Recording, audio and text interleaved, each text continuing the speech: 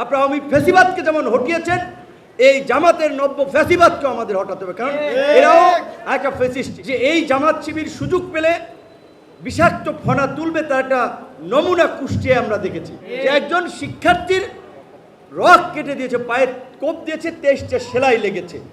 এমনকি সেখানে প্রকাশ্যে কুষ্টিয়ার প্রধানমন্ত্রী ঘোষণা করে লাঠি মিছিল করছে।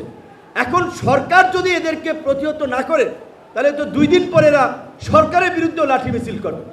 এখন এই গণ অভ্যুত্থান পরবর্তী বাংলাদেশ, যেখানে একটা সরকার আছে, আইন শৃঙ্খলা বাহিনী আছে, প্রশাসন আছে, গণতান্ত্রিক পরিবেশ আছে, সেখানে তো আমরা এই সংঘাত সহিংসতা রাজনীতিকে সমর্থন করতে পারি না। এখন এই উগ্রবাদী গোষ্ঠী যেভাবে ব্রেন ওয়াশ করে মানুষকে জঙ্গিবাদী উগ্রবাদী কার্যক্রমে আপনার সম্পৃক্ত করছে, তারা তো সরকারের বিরুদ্ধে ফতোয়া দিয়ে তখন নামবে। কাজী এজন্য সরকারি দল, সাধারণ নাগরিক, তাদেরকে বলবো বাংলাদেশের স্বাধীনতা সার্বভৌমত্বকে সুরক্ষিত করার জন্য আপনারা আওয়ামী ফ্যাসিবাদকে যেমন হটিয়েছেন, এই জামাতের নব্য ফ্যাসিবাদকেও আমাদের হটাতে হবে, কারণ এরাও একটা ফ্যাসিস্ট।